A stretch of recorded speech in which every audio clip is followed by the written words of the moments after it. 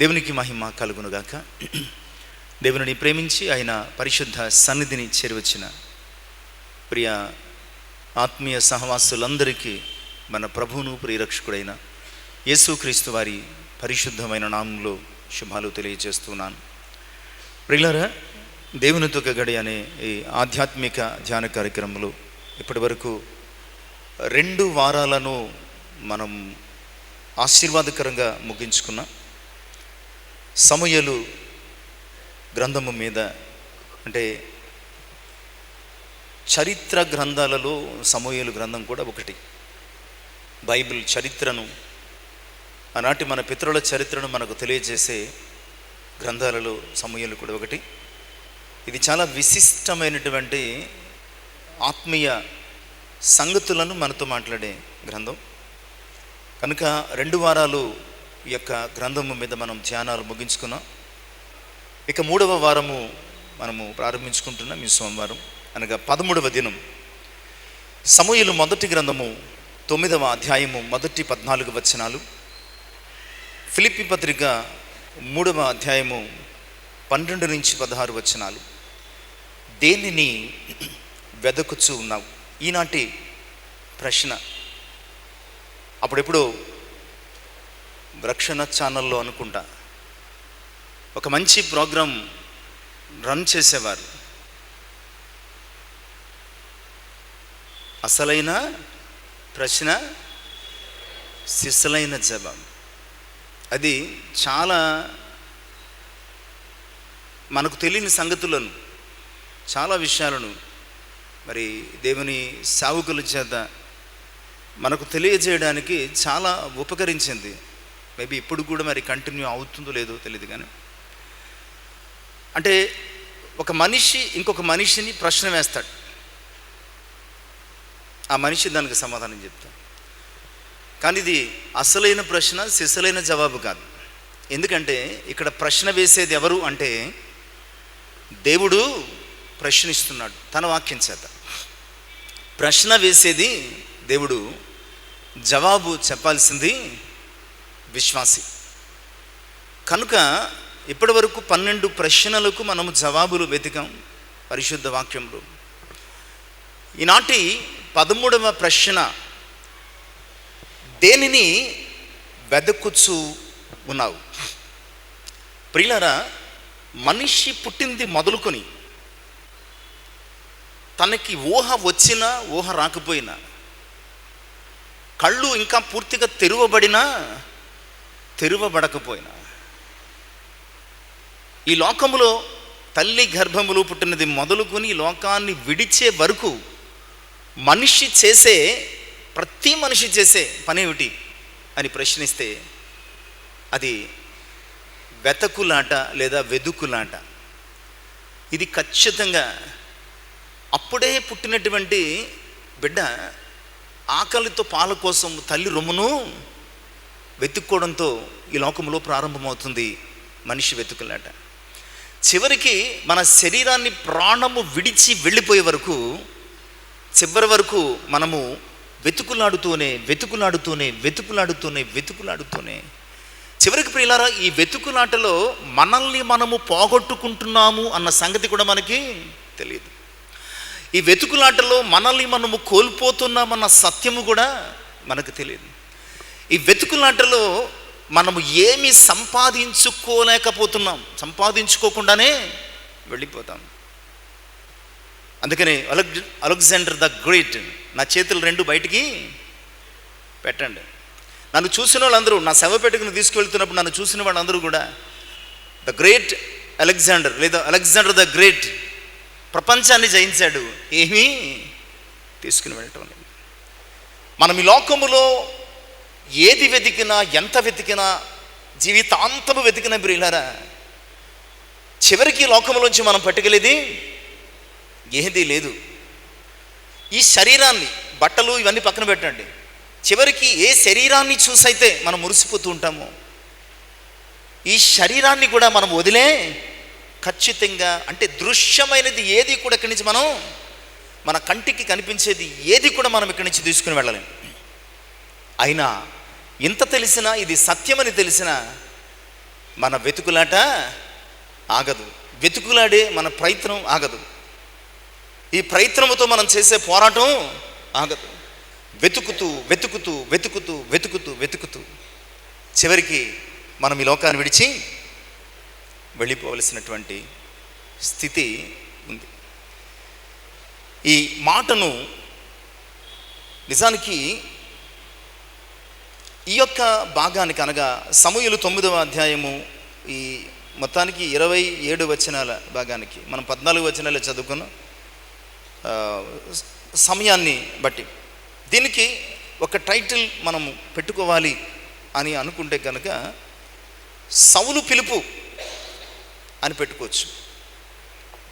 సౌలు ఏర్పాటు లేదా సౌలు పట్ల దేవుని యొక్క ప్రణాళిక, సౌలును రాజుగా దేవుడు ఎన్నుకునుట లేదా సౌలును ప్రతిష్ఠించుట, ఇలా చాలా రకాలైనటువంటివి పెట్టుకోవచ్చు. అసలు వీటన్నిటిలో ఏదో ఒకటి నేను కూడా పెట్టాను. కానీ తరువాత మార్చినటువంటి ఈ ప్రశ్నలలో ఎందుకో ఈ అధ్యాయాన్ని చదువుతున్నప్పుడు నన్ను బాగా ఆకర్షించినది, ప్రేరేపించినది ఏంటంటే, ఇక్కడ దేవుడు ఇశ్రాయేలీలకు రాజును వెతుకుతున్నాడు. అర్థమవుతుందండి? వెతకడం అంటే మనము భాషాపరంగా చెప్పుకుంటున్నాం అంతే. అలాగైతే కీర్తనాకారుడు ఆయన ఆకాశము నుండి నరులను వెతుకుతున్నాడట అండి. దేవుని భయము, దేవుని భక్తి కలిగినవారు అంటే ఆయన వెతుకులాడతాడంటే ఆయన కళ్ళకు కనిపించదంటే కాదు. అక్కడ అది మన భాష, మన మనసుకు, మన జీవితానికి అన్వయించుకునే విధంగా పరిశుద్ధాత్ముడు కొన్ని సందర్భాల్లో రాశాడు. ఇక్కడ విషయం ఏంటంటే, దేవుడు ఇశ్రాయేలుకు రాజును వెతుకుతూ రాజుగా సౌలును వెతుకుతున్నాడు. సౌలు ఏం చేస్తున్నాడు? ఇది ప్రజెంట్ కాంటెక్స్ట్.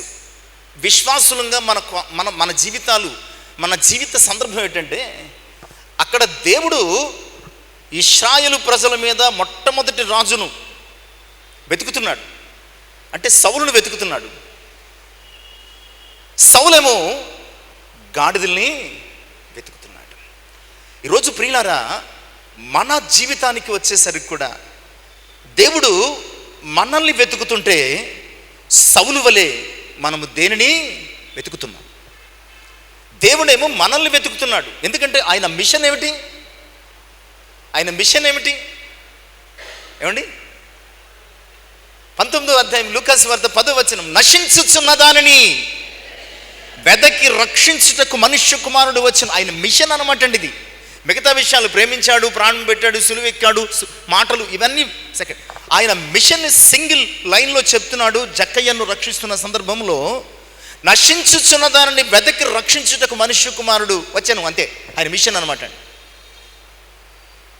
అది కంప్లీట్ చేసిన తర్వాత ఆయన తన పనిని సులువు మీద తండ్రికి అప్పగించాడు. సో ఇక్కడ నశించిపోతున్నటువంటి మనల్ని దేవుడు వెదకి రక్షించడానికి వస్తే మనల్ని వెతుక్కుంటూ ఎక్కడి నుంచి వచ్చాడండి? వెతుక్కుంటూ వెతుక్కుంటూ వెతుక్కుంటూ వెతుక్కుంటూ వెతుక్కుంటూ పరలోకాన్ని నుంచి ఈ లోకానికి వచ్చాడు. మనమేం చేస్తున్నాం? ఈ లోకాన్ని వెతుక్కుంటూ వెతుక్కుంటూ వెతుక్కుంటూ వెతుక్కుంటూ వెతుక్కుంటూ నరక లోకానికి ఆయన వెతుక్కుంటూ వచ్చే కొద్దీ మనం వెనక్కి వెతుక్కుంటూ నరకానికి వెళ్ళిపోతున్నాం. ఇది ఒక విచిత్రమైన అవస్థ. మనము తెలిసి చేస్తున్నటువంటి ఓ పెద్ద తప్పిదం ఇది. మన జీవితాలలో అపవాది అయినటువంటి సాతానుడు పన్నినటువంటి ఒక పెద్ద ఉచ్చు. నిజానికి ఇక్కడ సౌలు చేస్తున్నదేమీ తప్పు కాదు. తండ్రి సౌలును పిలిచి అన్నాడు, నాయనా మన గాడిదలు తప్పిపోయాయి. మాస్టర్లు ఎక్కువ మనకి చర్చెస్లో కానీ క్రిస్టియానిటీలో కానీ టీచర్ గారులు, మాస్టర్ గారులు ఉంటారు. హోంవర్క్ చేయలేదు అని సార్ పిల్లలు చెప్పాడు అనుకోండి, సార్ హోంవర్క్ చేయలేదు సార్ అని చెప్పాడు అనుకోండి, ఏమంటారండి? ఎరా కోడిదలకు వస్తున్నావా అంటారా లేదా? అంటే ఇప్పుడు అనే స్వేచ్ఛ లేదు. చివరికి ప్రపంచానికి అత్యుత్తమమైనటువంటి ఉద్యోగం ఏది అని అంటే నేను చాలాసార్లు చెప్తాను, టీచర్ జాబ్. ప్రపంచంలో అత్యుత్తమమైనటువంటి ఉద్యోగం వృత్తి ఏంటంటే, ఎందుకంటే ట్రంప్ని లేదా మన మోదీని లేదా నన్నైనా మిమ్మల్నైనా ఎవరినైనా ఒరేయ్ అని పిలవగలిగే ఒకే ఒక్క గొప్ప ప్రొఫెషన్ అనమాట అండి. సో అల్టిమేట్ ఇంకా దానితో ఈరోజంటే తెలివి లేదా ఈ టెక్నాలజీ పెరిగిపోయి, ఆ రోజే అన్నారులే పంగనామాలు పెడతారని, ఇప్పుడు ఎలా తయారయ్యారు. కానీ ఇది ప్రపంచంలోనే అత్యుత్తమమైనటువంటి ప్రొఫెషన్ అన్నమాట అండి. అత్యుత్తమమైనటువంటి ప్రొఫెషన్ అంటే అమ్మా నాన్న తిట్టినా తిట్టకపోయినా, కొట్టినా కొట్టకపోయినా, ఆ రోజు మాస్టారు తిడితే కొడితే బాగా తిట్టారండి, ఇంకా 4 వేయాల్సింది దెబ్బలు అని తల్లిదండ్రులు అనేవారు.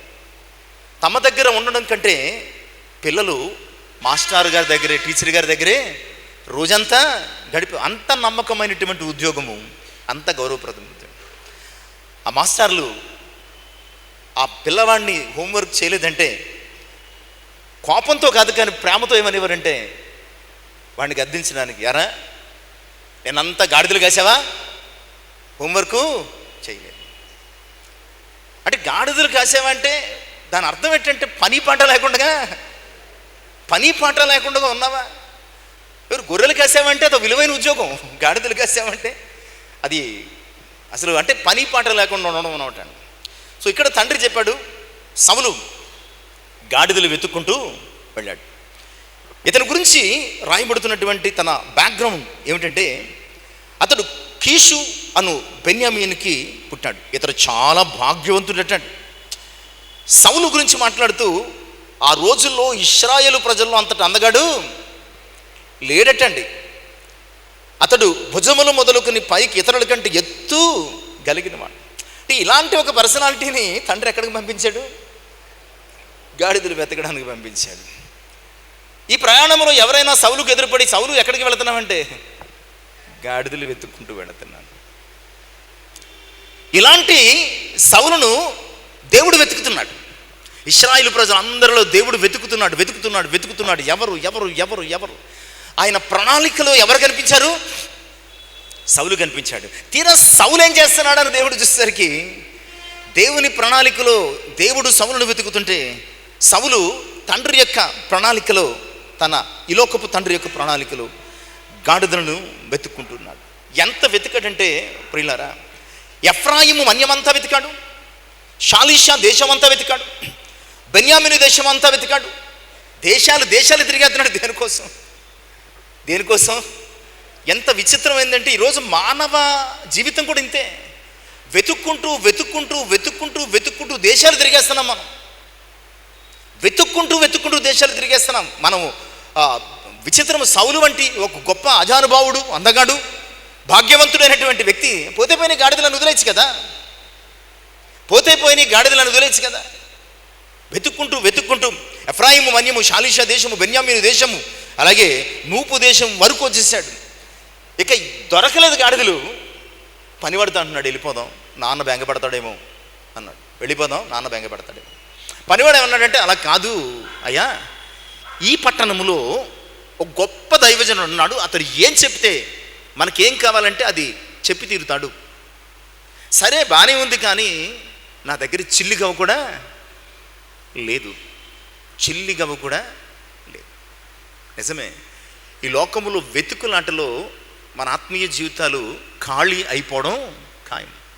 అప్పుడు పనుడు అన్నాడు, నా దగ్గర ఒక అరతులం వెండి ఉంది, దాన్ని తీసుకుని వెళదాం. అంటే దైవజనుడి దగ్గరికి వెళ్ళేసరికి ఏదో ఒక కానుకను తీసుకువెళ్ళడం ఆనాటి కాలపు మరి ఒక గొప్ప సంస్కారయుతమైనటువంటి స్థితిగా ఉండేది. మొత్తానికి తీసుకుని వెళ్ళారు. దైవజనుడు సమూయేలు అప్పటికే ఉన్నత స్థలమునకు ఎక్కిపోతున్నాడు. సౌలు ఎదురుపడ్డాడు. ఇంతకు పూర్వం ఇంకొక సంభాషణ జరిగింది. అది దేవునికి సమూయేలుకు మధ్య. సమూయేలుతో దేవుడు అన్నాడు, ఈరోజు నీకు ఒక కొత్త మనిషిని పరిచయం చేస్తాను అబ్బాయి. ఆ మనిషి నీకు ఎదురుపడతాడు. అతడే నేను ఎన్నుకున్నవాడు, నీవు అభిషేకించాల్సిన వాడు, ఇశ్రాయేలు ప్రజల మీద మొట్టమొదటి రాజు అని చెప్పాడు. ప్రియులారా, అలా చెప్పి వెళ్ళినప్పుడు ఎదురుపడ్డాడు. వెంటనే ఈ విషయాలన్నీ కూడా సౌలుతో ఎవరు చెప్పారు? సమూయేలు చెప్పాడు. అప్పుడు సౌలు 9వ అధ్యాయం 21వ వచనంలో, అంటే మనం మామూలుగా మాట్లాడుకుంటే అలా పరాచకాలం ఆడకండయ్యా, అసలు ఇశ్రాయేలు గోత్రాల్లో నా గోత్రం స్వల్పమైనది, నా గోత్ర కుటుంబాలలో నా తండ్రి కుటుంబము అత్యంత అల్పమైనది, మీరు నాతో ఇలా మాట్లాడొద్దు, అంటే వెటకారాలు ఆడొద్దు అని చెప్పాను. దేవుని దృష్టి సౌలు మీద ఉంటే సౌలు దృష్టి దేవుని పిలుపు ఉన్నది అని ప్రవక్త చెప్పిన, పైగా పనుడు ఏం చెప్పాడు ముందే, అతడు ఏం చెప్తే అది రైట్ అని చెప్పినప్పటికీ సౌలు దృష్టి మాత్రం గాడిదల మీదే ఉంది. దేవుడు సౌలును రాజుగా వెతుకుతున్నాడు.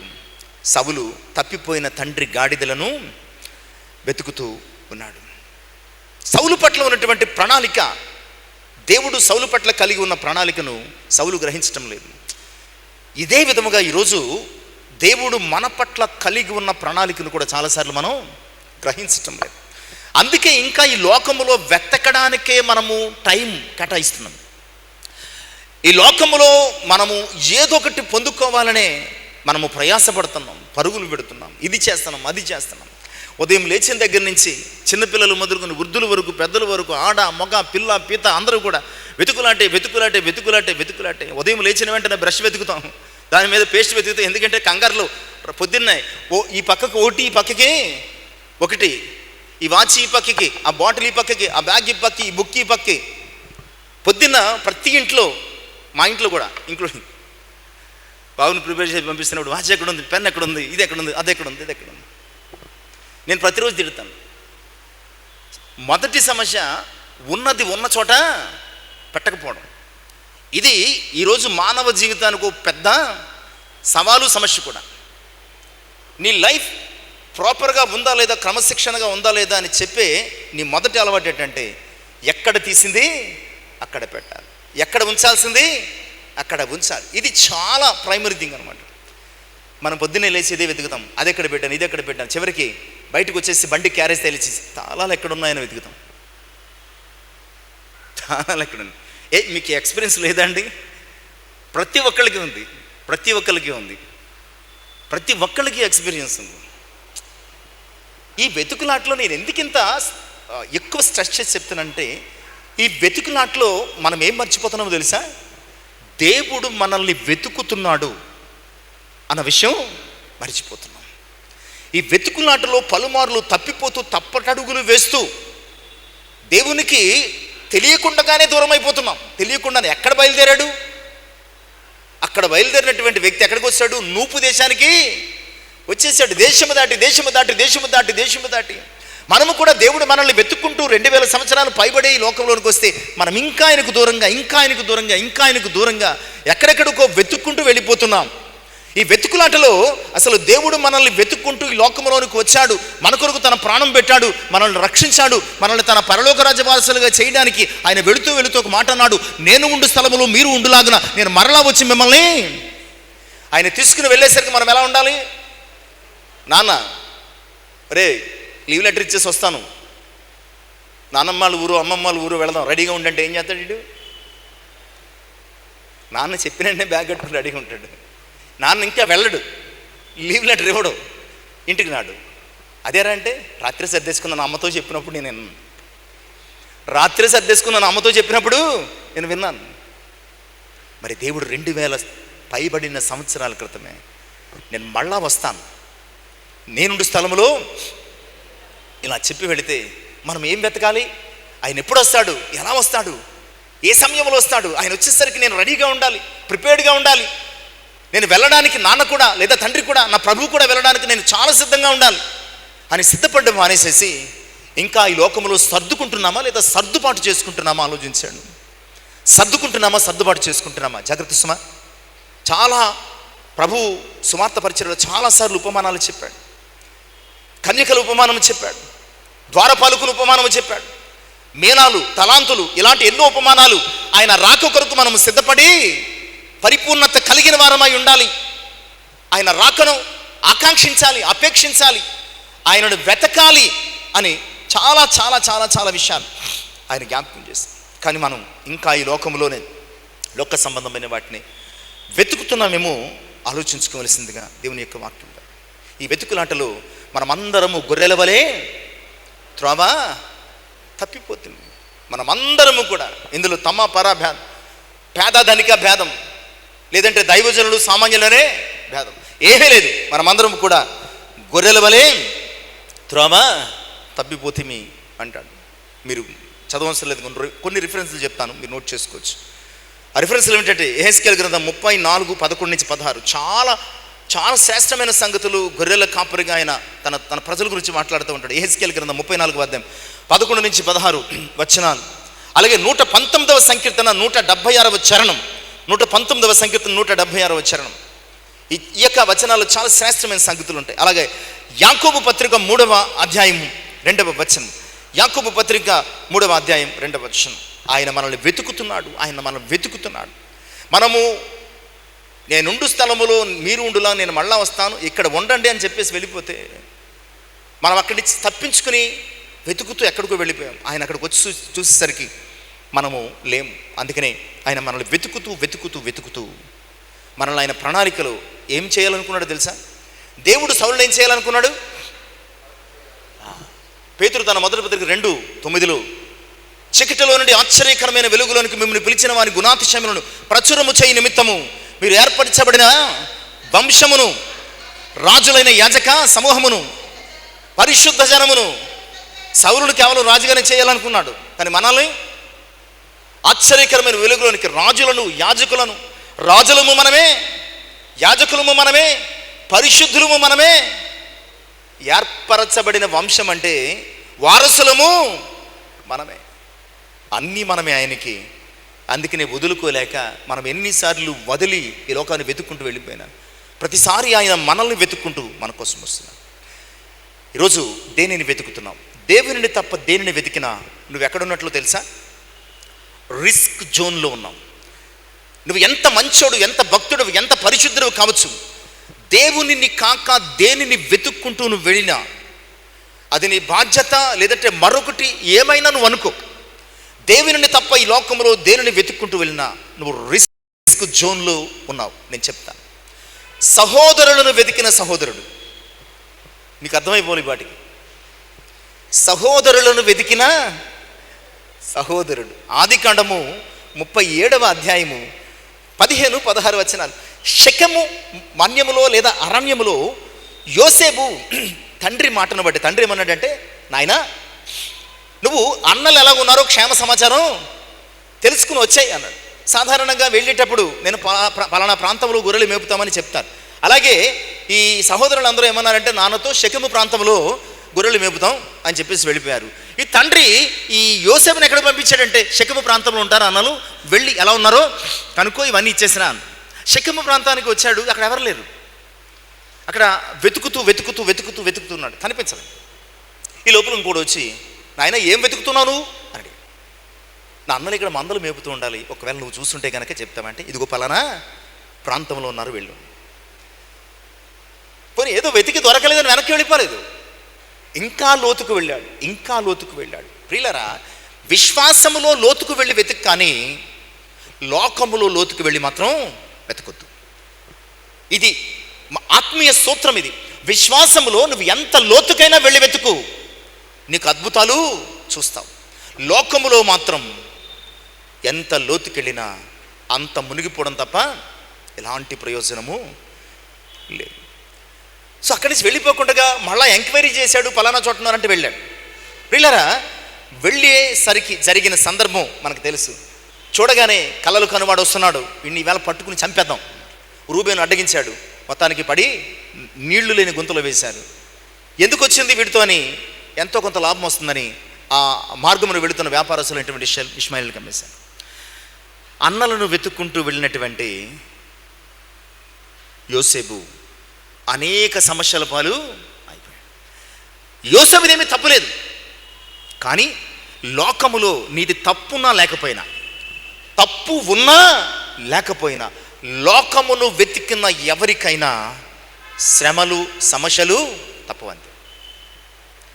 అది దేని కొరకైనా సరే, దేని కొరకైనా సరే. అసలు ఈరోజు సమస్య లేని మనిషి ఎవరున్నారు అంటే ప్రతి ఒక్కళ్ళము సమస్య ఉన్నవాళ్ళమే. సో ఎందుకంటే తినడానికో బతకడానికో మరొక దానికో దేనికో దీనికో దానికో వెతుకుతున్నాం. కానీ ప్రభు ఏమన్నాడు? మీరు ఏమి తింటాం, ఏమి తాగుతాం, ఏమి ధరించుకుంటామని మీ ప్రాణమును గుర్చేనను మీ దేహమును గుర్చేనను అని 2 ఎగ్జాంపుల్స్ చెప్తాడు. ఆకాశ పక్షులను చూడండి ఎంత హాయిగా బతుకుతున్నాయో, అడవి పువ్వులను చూడండి ఎంత అందంగా నవ్వుతున్నాయో. వాటికి ఆహారము, వీటికి అందాన్ని ఇచ్చిన దేవుడు మిమ్మల్ని పోషించలేడా? ఎంత అద్భుతమైనటువంటి ఫిలాసఫీ, థియాలజీ ప్రభు మాటల్లో కనపడుతుందండి. వెరీ సింపుల్, పామరునికి కూడా అర్థమయ్యే సింపుల్ లాజిక్ అనమాట అండి. ఆ జీవులన్నీ పోషించబడుతున్నాయి. ఈ జీవుడు ఎందుకు పోషించబడ్డు? పైగా మనం ఎవరము? ఆయన పోలిక, ఆయన స్వరూపం కదా. ఈ విషయాన్ని మర్చిపోయి లోకాన్ని వెతుకుతున్నాం.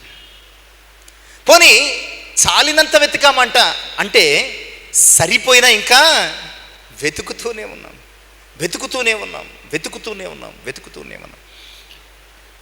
జలగకు ఇమ్ము ఇమ్ము అను 2 కూతుర్లు కలరట. తృప్తి లేని జీవితాన్ని గురించి భక్తుడు మాట్లాడుతాడు. అంటే ఎంత జలగ చూసానా ఎంత ఉంటుంది? నాకు తెలిసి దేన్ని కరవకపోతే కొట్టకపోతే చాలా చిన్నది ఉంటుంది. ఒక్కసారి దేనన్నా పట్టుకుందా సైజు పెరుగుద్ది. అందులో ఉన్న రక్తం అంతా బయటకు ఓ పట్టణ వదలదు, ఓ పట్టణ దాన్ని చంపలేం. ఆ మధ్యన ఏదో చెప్పేవారు ముగ్గు వేడి నీళ్ళు వెయ్యాలని. ఏమో ఏం వేసినా చస్తుందో లేదో తెలియదు, కానీ రక్తం అంతా పీల్చేసిన తర్వాత ఇది చచ్చిపోతుంది. పెద్ద పెద్ద జంతువులు దాని చేతుల్లో పడి ఇబ్బంది పడిపోతూ ఉంటాయి, ప్రాణాల మీదకి తెచ్చేసుకుంటూ ఉంటాయి. కనుక ప్రియులారా, ఈరోజు మన జీవితాల్లో ఈ లోకంలో ఎంత వెతికినా మనము తృప్తి పడము, కలగదు, మనము సంతృప్తిగా జీవించము. కనుక యోసేపు వంటి గొప్పోడు వెతికిన చివరికి ఏమయ్యాడు? దేవుని ప్రణాళికే కావచ్చు, తండ్రి ఉద్దేశమే కావచ్చు, యోసేపు వంటి గొప్పవాడు వెతికిన చివరికి సమస్యల పాలు అయిపోయాడు. అందుకనే కొలస్సీ పత్రికలు 3వ అధ్యాయము 1 నుంచి 3 వచనాలు, కొలస్సీ పత్రిక 3వ అధ్యాయము 1 నుంచి 3 వచనాల భాగం చాలా శ్రేష్టంగా మాట్లాడుతుంది.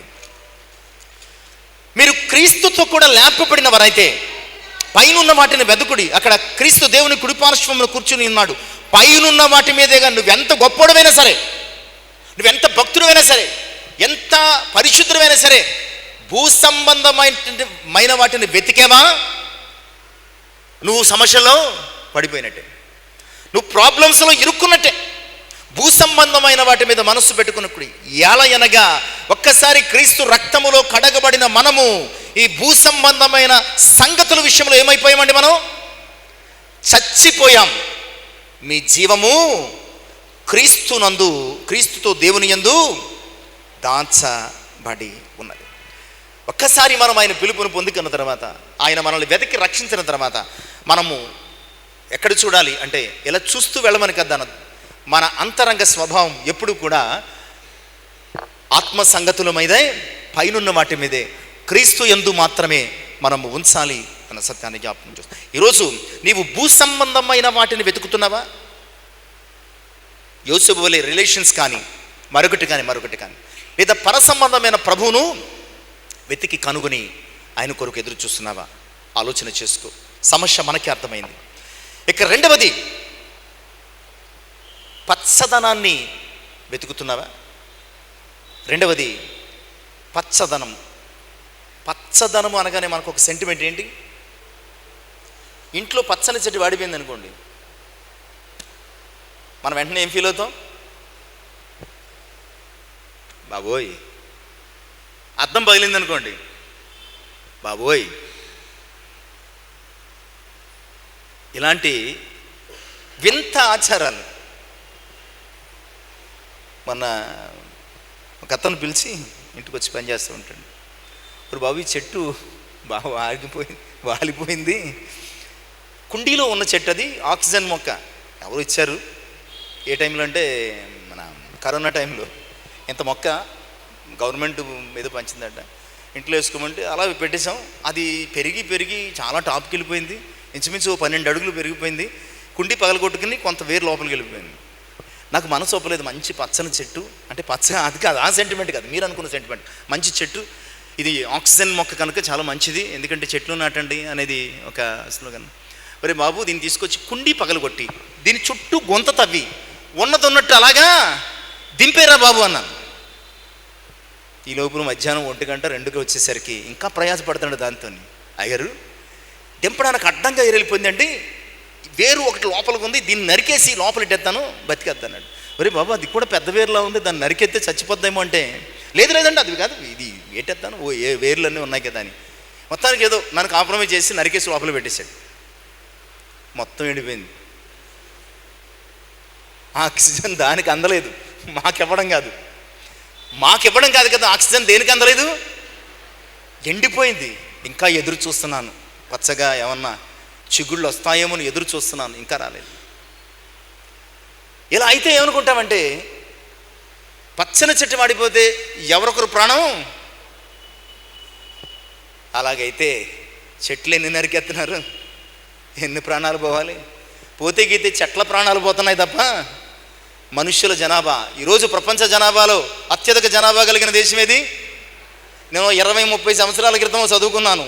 ప్రపంచ జనాభాలో అత్యధిక జనాభా ఎవరిది? రెండవది మనది. ఎందులో ఎదిగినా ఎదక్కపోయినా ఇందులో మాత్రం మనం ఎదిగాం, అంతకంటే గొప్ప భాగ్యం ఏమీ లేదు. ప్రియులారా, పచ్చదనము వెతుకుతున్నావా? పచ్చదనం అంటే ఒక సెంటిమెంట్. ఆదికాండం 13:10-12. ఆదికాండము 13:10-12.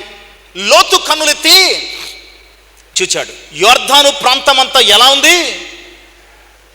యెహోవా నీరు కట్టినా, అంటే దాని అర్థం ఏంటంటే చాలా పచ్చగా నిగనిగలాడిపోతుంది. పచ్చదనం చూసేసరికి ఇక్కడ చాలా పంటలు, సమృద్ధి, సంతృప్తి దొరుకుతుందని వెళ్ళి అక్కడ గుడారం వేసుకున్నాడు. వెళ్ళిన తర్వాత తెలిసింది పచ్చదనం వెనుక ఏముంది?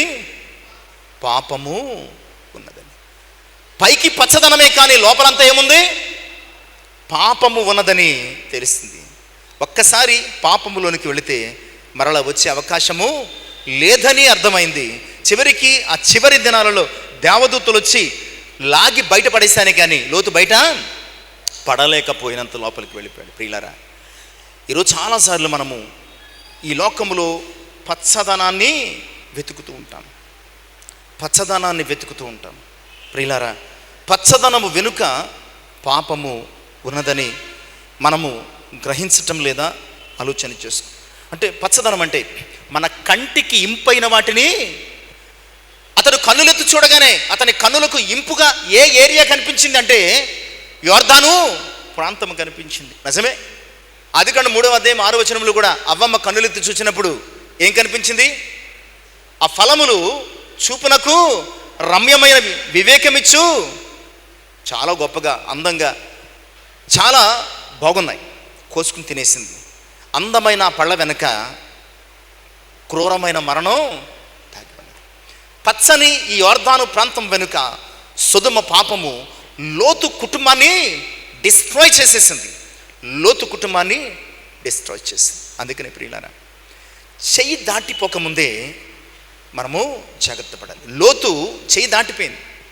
అందుకని ప్రసంగి 12వ అధ్యాయం 1-2 వచనాలు, దుర్దినములు రాకముందే ఇప్పుడు వీటి యందు సంతోషము లేదని చెప్పు సంవత్సరములు రాకముందే, సూర్యునికి చీకటి కమ్మకముందే, వాన వెలిసిన తర్వాత మేఘములు మరల రాకముందే, నీ బాల్య దినముల యందే నీ సృష్టికర్తను జాగ్రత్త. కంటికి పచ్చగా, కంటికి ఇంపుగా, కంటికి నచ్చింది, కంటికి బాగుంది కదా అని నీవు ఒకవేళ పచ్చదనము వైపునకు వెళితే వెనకున్న పాపము చటుక్కుమన లాగేస్తుంది. అప్పుడప్పుడు తోటలోనికి వెళుతున్నప్పుడు తెలియని వారు వెళితే తోట యజమాని అన్నట్టు, జాగ్రత్త పాములు ఉంటాయంటాడు. చెట్టు పాములు ఎందుకు ఎక్కుతుందంటే తెలియకుండా ఆ చెట్టు రంగులోనే ఏముంటుంది? ఏ పాము అండి?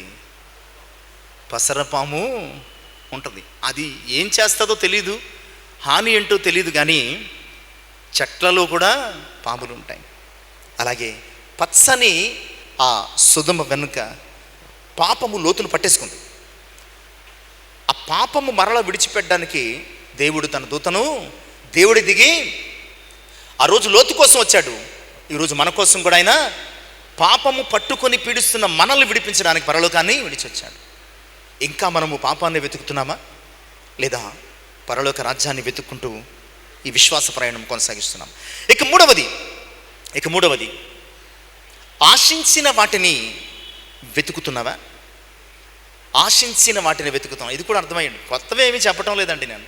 కాకపోతే ఏంటంటే మన వెతుకులాట ఏమైనది, దాని ఫలితము ఏమైనదో ఆలోచించు. ఆశించిన దానిని వెతుకుతూ యెహోషువ గ్రంథం 7వ అధ్యాయం 21. అక్కడ ఆకాన్ చెప్తున్న విషయం ఏంటంటే, చూచి ఆశించి దాచాను అన్నాడు. చూచి ఆశించి దాచాను. కొన్ని సందర్భాల్లో మనకు ఏదో ఒక దాని పట్ల ఆశ కలుగుతుంది. దానిని ఏం చేస్తాం, మనం వెతుకుతూ ఉంటాం. దొరికే వరకు పలానా వస్తువు ఉందండి, పలానా పెన్ను ఉందండి, పలానాది ఎవరి దగ్గర చూస్తాం. ఎక్కడ కొన్నామంటే పలానా చోట కొన్నాం, అక్కడ ఉండదు, మరొక చోటికి మనం ఏం చేస్తాం? మనము ఆశించిన దానిని పొందుకోవడానికి ప్రతి చోట వెతుకుతాం. ప్రియులారా, ఈరోజు మనల్ని దేవుడు ప్రేమించి వస్తే వెతుక్కుంటూ, దేవుడు మనల్ని ప్రేమించి వెతుక్కుంటూ ఈ లోకంలోనికి వస్తే, మనము లోకాన్ని ఆశించి దేవునికి దూరంగా వెతుకులాడుతూ వెళ్ళిపోతున్నామేమో. ఆకాను దేని గమ్యంగా ప్రయాణం అయ్యాడంటే, గొప్ప బానిసత్వం, 430 సంవత్సరాల బానిసత్వాన్ని దేవుని కృపచేత విడిపించి 40 సంవత్సరాల అరణ్యంలో నడిచి దేనిని గురిగా వెళ్ళిపోతున్నాడంటే, వాగ్దాన భూమిని గురిగా సాగిపోతున్నాడు. అందులో ఎదురైనటువంటి ఒక ప్రాంతము ఎరుకో ప్రాంతం. అప్పుడే దేవుడు గొప్ప అద్భుతాన్ని చేశాడు. ఎరుకో గోడలు ఎవరు తొయ్యకుండగా కూలిపోయాయి. వాటిని దాటి వెళ్ళిపోతున్నప్పుడు, ఎరికో ఆ పడిపోయినప్పుడు రాళ్ళు రప్పలు ఉంటాయి కదండి, వాటిని దాటి వెళ్ళగలిగాడు. కానీ తన ఆశను దాటి వెళ్ళలేకపోయాడు. అతని కన్నులు వాగ్దాన భూమి మీద ఉండాలి, కానీ శాపగ్రస్తమైన ఎరికో శిథిలాలను వెతుకుతున్నాయి. ఆశతో ఏమైనా దొరుకుద్దేమో, వెడుతూ పనిలో పని వాగ్దాన భూమిలో అక్కడికి వెళ్తే ఇల్లు కట్టుకోవాలి కదా, లేకపోతే మరోడు చేసుకోవాలి, బ్రతుకుదెరు. అక్కడికి వెళ్ళిన తర్వాత పంటలు వేసుకుంటే మళ్ళీ సంవత్సరానికి కానీ చేతికి ఈ లోపల డబ్బులు ఇవి చేతిలో ఉంటే దేనికైనా ఉపయోగపడతాయని ఒక షినారు వస్త్రం దొరికింది, తప్పని తీసుకున్నాడు. 200 తులం వెండి కనిపించింది. ఇవంతా ఎలా తీసుకున్నాడంటే, లక్షలాది మంది వెళ్ళిపోతున్నారు కదా, ఇలాగోటి దొంగతనంగా తీసుకున్నాడు. దొంగతనంగా ఎవ్వరూ చూడకుండా తీసుకున్నాడు. అదేంటంటే బాబు, అంత గొప్ప దేశంలో ఇంతే తీసుకున్నాడంటే తెలియకుండా ఇంతే తీసుకోగలిగాడు. కనుక ఒక వస్త్రం, వెండి, బంగారం తీసుకున్నాడు. ప్రియులారా, శాపగ్రస్తమైన ఎరికో పట్టణములో వెతికిన ఆకాను ఒక శాపగ్రస్తునిగా చచ్చిపోయాడు. శాపగ్రస్తమైన లోకంలో నువ్వు ఏది వెతికినా అది మన జీవితానికి ఏమవుతుంది? శాపకరంగానే మారిపోతుంది. శాపగ్రస్తమైన లోకంలో మనం ఏమి వెతికినా చివరికి అది శాపకరంగానే మారుతుంది, ఆశీర్వాదకరం కాదు. ఆశీర్వాదకరమైనది పరమందు మనకు దాచబడి ఉన్నది కదా. యోహాను తన మొదటి పత్రిక 2వ అధ్యాయం 15 నుంచి 17 వచనాలు, మీరు లోకమునైనను లోకములో ఉన్న వాటినైనా ప్రేమింపకుడి. లోకములో ఉన్నదంతయు శరీరాశయు, నేత్రాశయు, జీవపు డంబము. నేను క్లుప్తంగా చెప్పుకుంటూ వెళ్ళిపోతున్నాను. లోకము దాని ఆశ గతించిపోవును, ఆయన చిత్తమును జరిగించువాడు నిరంతరము. లోకము ఆశను వెతికినటువంటి ఆకాను గతించిపోయాడు. నెరవేర్చిన యెహోషువ, కాలేబు ముందుకు సాగిపోయి. ఈరోజు నువ్వు దేన్ని వెతుకుతున్నావు? ఇక 4వదిగా సంపదను వెతుకుతున్నావా? మేబీ ఇది కూడా మీరు చెప్పాలి. నా ఎక్స్పెక్టేషన్, చెప్పకపోయినా పర్లేదు. ఎవరు ఇక్కడ జ్ఞానవంతులము గొప్పోళ్ళము ఎవరూ లేము. కొన్నిసార్లు నాకే కొన్ని విషయాలు గుర్తు రాకపోతాయి. 22 ఏళ్ళ పరిచర్యలో అప్పుడు సిగ్గేస్తుంది. ఓహో ఇదనమాట మన పరిస్థితి అనిపిస్తుంది అనమాట. ఒక్కోసారి ఒక రిఫరెన్స్ దొరకదు మనకి. ఓహో ఇదనమాట మన నాలెడ్జ్, ఇదనమాట మన పరిస్థితి, ఇదనమాట మన స్థాయి అని అర్థమవుతూ ఉంటుంది. కొన్ని సందర్భాల్లో దేవుడు మనమేంటో జ్ఞాపకం చేయడానికి కొన్ని చేస్తూ ఉంటాడు. ప్రియులారా, రాజుల 2వ గ్రంథం 5వ అధ్యాయం 20-21. సంపదను వెతుకుతున్నావా? నయమాను చాలా బహుమానాలను ఆశ చూపించాడు. ఎవరికండి? ఎలీషా. ఎలీషా ఎప్పుడు మన కన్ఫ్యూజనే. ఎలీషాకు చూపించాడు. చూపించినప్పుడు ఒక చిల్లి గవ్వ కూడా వద్దు, తీసుకెళ్ళిపో అన్నాడు. ఇదంతా చాటు నుంచి ఎవరంటున్నారు? నాలాంటి గెహజీ వింటున్నాడు. వెళ్ళిపోయిన వెంటనే అయ్యా ఒకసారి ఇంటికి వెళ్ళి వస్తానని చెప్పేసి దైవజనుడి దగ్గర సెలవు తీసుకుని ఇంటికి వెళ్ళి తలుపేసి పరిగెట్టాడు దారిలో. ఇప్పుడు ఏదైనా మనకంటే ముందు వెళ్ళిపోయిందని చెప్పినప్పుడు ఏం చేస్తాం? మనం అలా సరాసరి వెళ్ళిపోం. ఈ బండి ఆ బండి, ఈ బండి ఆ బండి వెతుక్కుంటూ పెడతాం. ఇదా బండి, అదా బండి, అదా బండి, ఇదా బండి. ఎవరు వెళ్ళిపోయారు అనుకోండి, ఈ ప్రయాణం ఎలా సాగుతుందంటే సాఫీగా సాగదు, వెతుక్కుంటూ. నయమాను రథమును వెతుక్కుంటూ గెహజీ ఏం చేశాడు? పరుగు పెట్టాడు. కొంత దూరం వెళ్ళేసరికి కనిపించింది. గెహజీ పరిగెట్టడం చూసి నయమాను రథం ఆపి కిందకి దిగుచ్చి, ఏంటి విషయం? పలానా వాళ్ళు వచ్చారు, దైవజనుడు పలానా వేయమన్నారు. దానికి రెట్టింపు ఇచ్చేశాడు. గబగబా మూటలు కట్టుకుని ఆయాసంతో పరుగున వచ్చి ఇంటి తలుపు తాళం తీసి లోపల పెట్టి గొళ్ళు వేసి ఆయాసం తెచ్చుకుని గ్లాసు మంచినీళ్ళు తాగి దైవజనుడి దగ్గర వచ్చి నుంచున్నాడు. ఏంటి గెహజీ, ఎక్కడి నుంచి? అయ్యా నీ దాసుడు, నేను ఎక్కడికి వెళ్ళలేదు, ఇంట్లోంచి వచ్చాను. అవునా? నయమాను రథము వెంట పరిగెడుతున్నప్పుడు, వెతుకులాడుతూ పరిగెడుతున్నప్పుడు నా మనస్సు నీతో రాలేదా? ఎలీషా మనసేంటి? ఏది ఆశించనిది గెహజీ మనస్సు, అన్నీ కావాలనుకునేది. నేను మనస్సు ఏ మనస్సుతో చెప్పాను? నాకొద్దు అన్నాను కదా, నాకు వద్దు అని నేను చెప్పిన నా మనస్సు నీతో రాలేదా? గొర్రెలను, ఎడ్లను, ఆస్తులను, పాస్తులను, ఒలీవ చెట్లను, ద్రాక్ష చెట్లను సంపాదించుకున్నటకు, అంటే సంపాదన కొరకు ఈ లోకాన్ని వెతకడానికి ఇదా సమయము?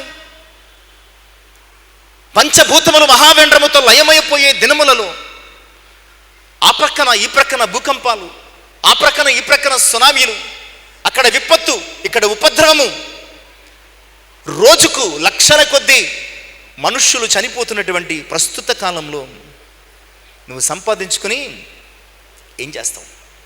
నువ్వు సంపాదించుకుని ఏం చేస్తావు? 16వ అధ్యాయం మత్తయి సువార్త 26వ వచనం. మత్తయి 16:26. ఒకడు లోకమంతయు సంపాదించుకుని తన ప్రాణమును పోగొట్టుకుని ఎడల. ఇక్కడ సంపాదించుకున్నాడు ఎవరు? గెహజీ చాలా సంపాదించుకున్నాడు. బట్ 5వ అధ్యాయం, రాజుల 2వ గ్రంథం 5వ అధ్యాయం 25 నుంచి 27 వచనాలు. నువ్వు నయమాను దగ్గర నుంచి ఏమైతే తెచ్చుకున్నావో దానితో నీకు ఒక బోనస్ గిఫ్ట్ ఏంటంటే, నీకు ఇవన్నీ ఇచ్చినటువంటి నయమాను ఏదైతే ఇది వరకు కలిగి ఉన్నాడు, ఏదైతే అతన్ని నీ వదలగా ఏదైతే ఇస్తానంటే నేను కాదన్నాను, అది నీకు వచ్చేస్తుంది. పోనీ తనకొస్తే పోయింది ఏముంది? ఆస్తులు ఎవరికున్నాయి? తన వరకు వస్తే బాగానే ఉంది కదా. కానీ ఆస్తులు పిల్లలు తింటారు కదా. అంటే దైవజనుడు ఏమన్నాడో తెలుసా? నీకును నీ సంతతికి నిత్యము ఉంటుందటండి. నీకును నీ సంతతికి నిత్యము ఈ రోగం ఉంటుంది. ఏం చేసుకుంటాడు? బట్టలు వేసుకుంటాడా? వేసుకోవడానికి ఆ వ్యాధి కలిగి బట్టలు వేసుకోవడం అసాధ్యం కదా. ఏం తింటాడు? వేళ్ళన్నీ కుళ్ళిపోయినాయి కదా. వెండి ఏం చేసుకుంటాడు? బంగారం ఏం చేసుకుంటాడు? నెత్తి మీద పూసుకుని పోతాడా? ప్రియులారా, సంపదను వెతుకుతున్నావు ఈ లోకంలో. సంపద కంటే సర్వోన్నతుడైన దేవుని కృపను వెతుకు, అది నీకు మేలుకరం. సామెతలు 21:6 అబద్ధములాడి ధనము సంపాదించుట ఊపిరితో సాటి దానిని కోరుకునేవాడు మరణమును కోరుకున్నట్టే. అలాగే ప్రసంగి గ్రంథం 5వ అధ్యాయం 15-16 వచనాల భాగాన్ని చూస్తే, వాడు ఏ ప్రకారము తల్లి గర్భము నుండి వచ్చినో ఆ ప్రకారముగానే తాను వచ్చినట్లే దిగంబరిగానే మరలిపోవు. తాను ప్రయాసపడి చేసుకున్న దానిలో ఏదైనాను చేత పట్టుకుని పోడు. అతడు వచ్చిన ప్రకారమే మరలిపోవు. గాలికి ప్రయాసపడి సంపాదించిన దాని వలన లాభమేమి? ఇదియును మనస్సుకు ఆయాసకరమే. ఈ లోకంలో వెతకడం కూడా ఆయాసమేనట్టండి. నువ్వు సంపాదన వెతుకు, మరొకటి వెతుకు, వెతికేదైనా వెతుకు, ఇది కూడా ఆయాసకరమే. ఇక 5వది చూద్దాం, సమయం అవుతుంది కానీ. గొప్ప వాటిని వెతుకుతున్నావా? ఇర్మియా గ్రంథము 45:5. ఇర్మియా గ్రంథము 45:5లో ఈ చక్కని మాట, నీ నిమిత్తము నీవు గొప్ప వాటిని వెతుకుచున్నావా? వెతకవద్దు, నేను సర్వ శరీరుల మీదకి కీడును రప్పించుచూ ఉన్నాను. ఒకవేళ నీవు గొప్ప వాటిని వెతుకుతున్నావేమో, వెతకొద్దు వెతకొద్దు వెతకొద్దు. చాలాసార్లు ఈ లోకములో మనము గొప్ప వాటిని వెతుకుతాం. అంటే గొప్పవి అంటే గొప్ప పేరు, గొప్ప కీర్తి, గొప్ప ప్రతిష్ట, గొప్ప గుర్తింపు, గొప్ప ఆధిక్యత, గొప్ప అధికారం, గొప్ప ఆధిపత్యం. అందరము గొప్పగా ఉండాలని ప్రయత్నిస్తూ చివరికి ఏం చేస్తున్నావో తెలుసా? అందరము గొప్పగా ఉండాలని ప్రయత్నిస్తూ చివరికి ఏం చేస్తున్నాం? రైమింగ్లో వచ్చేయాలి మీకు ఆటోమేటిక్గా. గొప్పగా ఉండాలని అప్పులు చేస్తాం. ఈఎంఐ లేని వాళ్ళు ఎవరన్నా ఉన్నామా ఇక్కడ? ఈఎంఐ లేని వాళ్ళు ఎవరైనా ఉన్నారా? ఎవరు ఒకళ్ళిద్దరు ఉంటారు.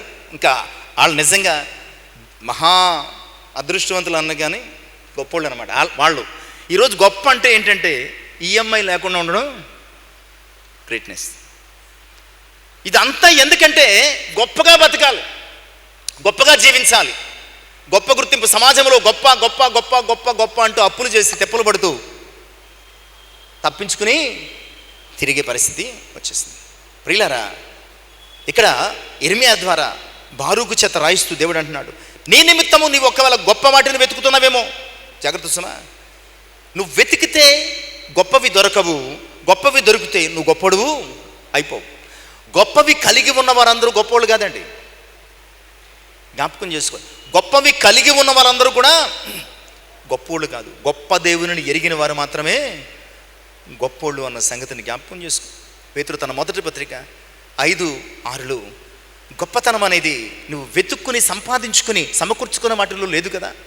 దేవుడు నిన్ను తగిన సమయమందు హెచ్చించున్నట్లు ఆయన బలిష్టమైన చేతి క్రింద అణిగి ఉన్నవాడే గొప్పోడు. దేవుని బలిష్టమైన చేతి కింద వినయ విధేయతలతో జీవించేవాడే, దేవుని బలిష్టమైనటువంటి హస్తము కింద ఆయన బలపరచు వరకు ఎదురు చూసేవాడే గొప్పవాడు. కనుక ప్రియులరా, నువ్వు గొప్ప వాటిని వెతుకుతూ గొప్పగా జీవించాలనుకుంటే చాలా తప్పు. ఎందుకంటే గొప్ప వాటి కంటే గొప్ప దేవుడు నీకున్నాడు. ఆ గొప్ప దేవుడు తన గొప్పలన్నీ విడిచిపెట్టి, తన గొప్ప వాటిని అన్నిటిని విడిచిపెట్టి మన కొరకు లోకములకు వచ్చి ప్రాణం పెట్టాడు. అలాంటి గొప్ప దేవుడు, ఆయన ప్రేమ, ఆయన కృప, ఆయనతో ఉండే భాగ్యం మనకు మాత్రమే లభించింది. కనుక ఈ లోకములో గొప్ప వాటిని వెతికే ప్రయత్నం చేయొద్దు, గొప్పవి అనుకుని భ్రమపడొద్దు. ఈ లోకములో నీకు నాకు ఎవరికైనా ఉన్న ఒకే ఒక గొప్ప అనుభవం ఏంటంటే ఆయన ప్రేమ, అంతే. అద్భుతమైన ప్రేమ, అది మాత్రమే గొప్పది. ఆయన ప్రేమను మరిచి ఈ లోకంలో మరి దేని కొరకు వెతకు. ఇక 6వ విషయాన్ని చూద్దాం. మత్తయి సువార్త 26వ అధ్యాయం. ఏమి దొరుకునా అని వెతుకుతున్నావా? కొంతమంది ఎక్కడికి వెళ్ళినా ఏదో వెతుక్కుంటుంటారు. గమనించారా ఎప్పుడైనా? నేను చాలామందిని గమనించాను. అలా వెళుతానంటారు, ఈ పక్క చూస్తారు, ఆ పక్క చూస్తారు, ఆ పక్క చూస్తారు, ఈ పక్క చూస్తారు, ఏదో ఒకటి అంటే ఏదైనా దొరుకుద్దేమో. చిన్నప్పుడు కూడా చాలామంది బడికి వెళ్ళినప్పుడు, ఇప్పుడంటే ఆటోలోని బస్సులో, చిన్నప్పుడు బడికి వెళ్ళినప్పుడు దారిలో ఎత్తుక్కుంటూ డబ్బులు ఏమైనా దొరుకుతాయేమో, వస్తువులు దొరుకుతాయేమో ఎత్తుకుంటూ వెళ్ళేవారు. అంటే మనం ప్రతి ఒక్కడం కూడా వెళుతుంటే ఏదో ఒకటి వెతుకుదాం. కన్నులు వెతక్కుండగా గమ్యాన్ని మనం చేరం. ఈ లోకంలో స్కూల్ కావచ్చు, మరొకటి కావచ్చు, ఏదో ఒకటి వెతుక్కుంటూ ఏం దొరుకుతుందా అని వెతకడం, ఇదొక సంగతి. మత్తయి 26వ అధ్యాయం 14 నుంచి 16 వచనాల్లో, మత్తయి 26వ అధ్యాయం 14 నుంచి 16 వచనాల్లో యోధా ఏం దొరుకుతుందా అని వెతుకుతున్నాడు. యోధా 3.5 సంవత్సరాలు దేవుని పిలుపుని కలిగి, తండ్రి యొక్క నమ్మకత్వాన్ని కలిగి, ప్రభువుతో వెంబడించి ఆయన పరిచర్యలో పాలు పంపులు పొంది ప్రభు దగ్గర వెతికాడు. ప్రభు దగ్గర ఏమీ దొరకలేదు. అతనికి కావలసింది ఆయన దగ్గర దొరికేది ఇతనికి అవసరం లేదు. ఏదైతే కావాలనుకున్నాడో వెతికాడు దొరకలేదు. అంతకంటే గొప్పవే ఉన్నాయి. కనుక ఇక పరిసయ్యుల దగ్గరికి, ప్రధాన యాజకుల దగ్గరికి వచ్చి ఏమంటాడో తెలుసా? నేను ఆయనను మీకు అప్పగించిన ఎడల నాకు ఏమి ఇత్తురు అంటే ఏం దొరుకుతుంది? చాలాసార్లు చివరికి క్రైస్తవులుగా మారడానికి కూడా కొందరి యొక్క ఆలోచన ఏదో దొరుకుతుంది, స్వస్థత, విడుదల, లేదా ఏదో కార్యాలు, ఏదో అద్భుతాలు, ఏదో దొరుకుతుంది. ప్రియులారా, ఈ లోకంలో నీకు దొరికేది ఏది కూడా శాశ్వతం కాదు. ఈవెన్ నీ ఆరోగ్యం కూడా. దేవుని దగ్గరికి వస్తే ఆరోగ్యం దొరుకుతుంది, ఓకే, మంచిది. నీకు విశ్వాసం ఉంటే ఆయన స్వస్థపరిస్తే నీ ఇష్టం.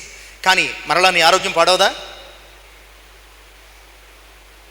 దేవుని దగ్గరికి వస్తే అప్పులు తీరుతాయి, మంచిదే.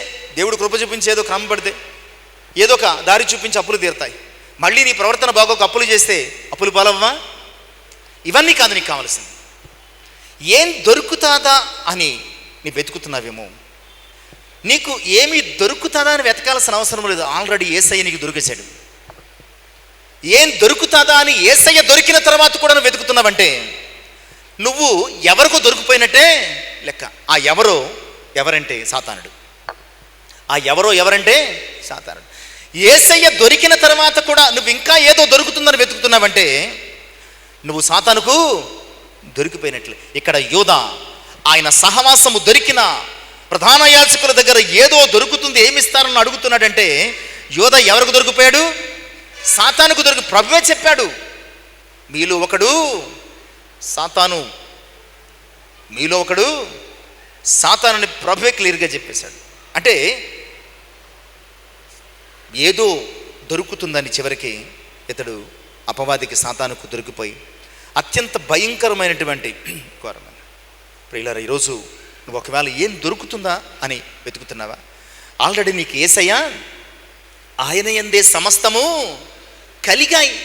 ఆయన యందే సమస్తము, అందుకే అన్నాడు ఆయన యందు చలించుచున్నాము, జీవించుచున్నాము, సమస్తము కూడా చేయుచు ఉన్నాము అన్న సంగతిని జ్ఞాపకం చేస్తుంది. పైగా ఏమన్నాడు? అడుగుడి. నువ్వు ఎందుకు ఎతుకుతున్నావు? లోకములో నీకు అడ్రస్ తెలియకుండా ఎందుకు ఎతుకుతున్నావు? అడుగుడి, ఇయ్యబడును. వెతుకుడి, దొరుకును.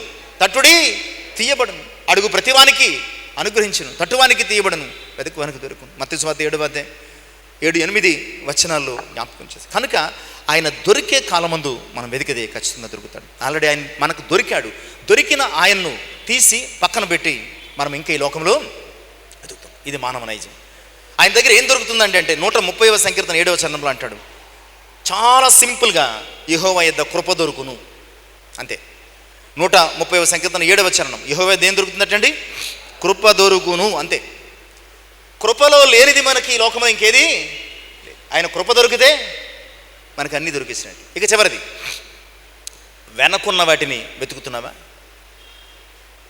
వెనకున్న వాటిని మేబీ ఇది కూడా మీకు తెలిసిపోవాలి. ఆదికాండం 19వ అధ్యాయం 26వ వచనం. ఆదికాండము 19వ అధ్యాయం 26వ వచనం. అక్కడ రాయబడుతున్న మాట ఏమిటంటే, అయితే లోతు భార్య అతని వెనక్కు నుండి తిరిగి చూచి, లోతును వారి కుటుంబాన్ని తీసుకొచ్చి బయట పడేశారు. లోతు అదే పరిగెట్టడం మొదలుపెట్టాడు. భార్య ఏం చేయాలా? ప్రాణాలు దక్కించుకునే ప్రయత్నంలో ఏం చేస్తామో తెలుసా? ఎక్కడ లేని ఎనర్జీ వచ్చేస్తుంది. ముసలోడు కూడా ఏం ఊడిపోతుందో, ఏం జారిపోతుందో తెలియకుండా పరిగెడతాడు. అలాంటిది లోతు భార్య పరిగెడుతున్న లోతునకు చాలా దూరంగా వెనకబడిపోయింది. ప్రియులారా, నీ ఆత్మీయ ప్రయాణములో, విశ్వాసపు పరుగు పందెములో ఎప్పుడు వెనకబడుతున్నావో అప్పుడు ఏదో వెతుకుతున్నావని అర్థం. నువ్వెప్పుడు వెనకబడ్డ మొదలుపెట్టావో, నువ్వు వెళ్ళాల్సినంత దూరం ఇంకా వెళ్ళలేదంటే, నువ్వు సాగాల్సినంత దూరం ఇంకా సాగలేదంటే, నువ్వు చేయాల్సిన ప్రయాణం ఇంకా పూర్తి కాలేదంటే, నువ్వు ఇంకా ఏదో వెతుకుతూ నెమ్మదిగా ప్రయాణిస్తున్నావు. ఇది నెమ్మదిగా కదిలే కాలం కాదు, ఇది బహువేగముగా పరిగెత్తే. మనం గడిచిన దినాల్లో త్వరపడి అన్న మాట మీద ఇది నిదానముగా విశ్వాసములో ఎదగడానికి కాలం కాదు. ఇది మనము అత్యద్భుతంగా మనము దేవుని యొక్క మరి సన్నిధికి పరుగులు పెట్టాల్సిన విషయం. కానీ లోతు భార్య చాలా స్లోగా మూమెంట్ ఇస్తుంది. పోనీ వెళితే వెళ్ళింది, ప్రభు ఆల్రెడీ చెప్పాడు వెనక్కి చూడొద్దని. కానీ ఆ భర్త వెనక్కి తిరిగి చూసింది. అంతే, ఉపశమం అయితే. ఎందుకు చూసింది అంటే చాలా కాలము సొదొమలో నివాసం చేసింది. అక్కడ కొన్ని స్థిరాస్తులు ఉన్నాయి, కొన్ని బంధాలు ఉన్నాయి, కొన్ని బంధుత్వాలు ఉన్నాయి, కొన్ని పరిచయాలు ఉన్నాయి. ఇలా చాలా సొదొమలో తనకంటూ కొన్ని జ్ఞాపకాలు, తనకంటూ సంపాదించు కొన్ని బంధాలు, తనకంటూ కొన్ని పరిస్థితులు ఉన్నాయి. వాటిని వెతుక్కుంటుంది. నిజమే ప్రియులారా, ఈ లోకములో దేవుడు మనల్ని పంపించిన ఉద్దేశాన్ని మరిచిపోయి ఈ లోకములోనికి వచ్చిన తర్వాత మనము మనకంటూ కొన్ని బంధాలను, కొన్ని అనుబంధాలను, కొన్ని ఇష్టాలను, కొంతమంది చుట్టాలను మనము కలిగి ఉన్నాం. అందుకనే చాలాసార్లు ప్రభు రమ్మని పిలుస్తున్నా, లేదా ప్రభు వస్తున్నాడని తెలిసినా మనం ఏం చేస్తున్నాం? ఏడుస్తున్నాం, మనము బాధపడుతున్నాం. లోతు భార్య వెనక్కి చూడడంలో కూడా అర్థం ఏంటంటే అక్కడ కొన్ని జ్ఞాపకాలు ఉన్నాయి, కొన్ని అనుభవాలు ఉన్నాయి, కొన్ని అనుబంధాలు ఉన్నాయి, తను కలిగి ఉన్నటువంటి కొన్ని పరిస్థితులు ఉన్నాయి. అందుకని ఏమైపోతున్నది ఇదంతా, ఏమైపోతున్నారు వీళ్ళంతా అని వెనక్కి చూస్తుంది. ప్రియులారా, నీ ఆత్మీయ ప్రయాణంలో దేనిని వెతుకుతున్నావు? వెనుకున్న వాటిని వెతుకుతున్నావా? ఫిలిప్పీ పత్రిక మనం చదువుకున్నటువంటి 2వ భాగం 3వ అధ్యాయం 13-14. ఫిలిప్పీ పత్రిక 3వ అధ్యాయం 13-14 వచనాలు. సహోదరులారా, నేను ఇదివరకే పట్టుకొని ఉన్నానని తలంచుకున్నాను, అయితే ఒకటి చేయుచున్నాను, వెనుకున్నవి మరచి ముందున్న వాటి కొరకే వేగిరపడుచున్నాను. క్రీస్తు యేసునందున దేవుని ఉన్నతమైన పిలుపునకు కలుగు బహుమానం పొందవాలని గురి యొద్దకే. పౌలు భక్తుడు ఏం మరిచాడటండి? ఏం మరిచి ఎక్కడికి పరిగెడుతున్నాడండి పౌలు వెనకేముంది? మరి ఊరకనే మాట్లాడు కదా పౌలు. మాట్లాడడానికి నీలాంటి నాలాంటి వ్యక్తి గమలీయేలు పాదాల దగ్గర పౌలుగా మారకముందు అతను వెనకేముందో తెలుసా? గొప్ప ఫిలాసఫర్, తార్కిక జ్ఞానం, గొప్ప థియోలాజియన్, వేదాంతి. ఆ రోజుల్లో అలాంటి గమలీయేలు తర్వాత అంత గొప్పడు అనమాట. అలాగే కులముంది, మతముంది, మంది మార్బలముంది, ప్రధాన యాజకుడు ఇచ్చిన అధికారం ఉన్నది. What not. సౌలు వెనుక చాలా ఉన్నాయి చెప్పుకోవాలంటే కదండి. పౌలుగా మారక మునుపు సౌలు వెనుక చాలా ఉన్నాయి. పౌలుగా మారిన తర్వాత ఏమన్నాడు తెలుసా? అవన్నీ గతంలో నాకేమైతే ఉన్నాయో వాటన్నిటినీ మరచి. ప్రియులారా, నువ్వు నీ గమ్యానికి, క్రీస్తునందు ఉన్నతమైన బహుమానము పొందుకోవడానికి, నీ గురి యొద్దకు ఈ విశ్వాస యాత్రలో సాగిపోవాలంటే కనుక నువ్వు వెనక ఏమైతే కలిగి ఉన్నావో, అది నీ మతమో, నీ కులమో, నీకున్నటువంటి మరి ఏదో నీ గ్రేట్నెస్, దానిని విడిచిపెట్టకపోతే నథింగ్ డూయింగ్. దాన్ని విడిచిపెట్టకపోతే నువ్వు ఉప్పు స్తంభమే, దీపస్తంభం కాలేవు. వెనుకున్నవి సౌలుకున్నట్టు వెనుక మనకి కూడా చాలా ఉండొచ్చు.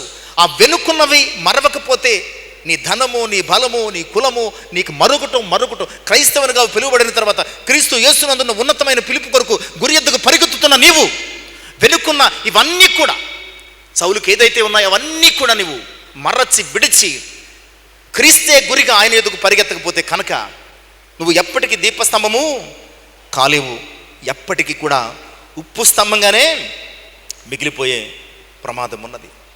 పౌలుగా మారిన తర్వాత అంటాడు, సమస్తము నష్టము, సమస్తము పెంట. నా వెనుకున్నవన్నీ ఏమిటి? నా జాతి, మతము, కులము, పౌరసత్వం, ద్వంద్వ పౌరసత్వం కలిగినటువంటి వ్యక్తి. తన చదువు అన్నీ కూడా నష్టం, పెంటని అసహించుకున్నాడట. అందుకనే నేను క్రీస్తును పోలి నడుచుకున్నట్లు మీరు నన్ను పోలి. లూకా 9:62 అంటాడు, నాగట్టెపై చెయ్యి పెట్టి వెనుకకు చూచువాడు పరలోక రాజ్యానికి వారసుడు కాడు. మరి నువ్వేం వెతుకుతున్నావు? 7 విషయాలు అయిపోయినాయి. నువ్వేం వెతుకుతున్నావు ప్రియులారా? ఆ రోజు దేవుడు సౌలును రాజుగా చేయడం కొరకు సౌలును వెతుకుతుంటే, సౌలు తండ్రి పనిని చేయడం కొరకు ప్రియులారా గాడిదలు వెతుకుతున్నాడు. ఈరోజు పరలోకపు తండ్రి పనిలో ఉన్నామా, లేదంటే ఈ లోక సొంత పనిలో మనం లోకాన్ని వెతుకుతున్నామా? దానిని బట్టే మన డెస్టినేషన్, మన రిజల్ట్, మనకొచ్చే రివార్డ్ ఉంటుంది. కనుక దేవునిని తప్ప దేనిని వెతికినా అది నీ జీవితానికి నష్టమే. దేవునిని వెతికితే నీ జీవితానికి అది భాగ్యం. ఆయనను వెతికే కృప మనకు అనుగ్రహించును గాక. ప్రార్థిద్దాం.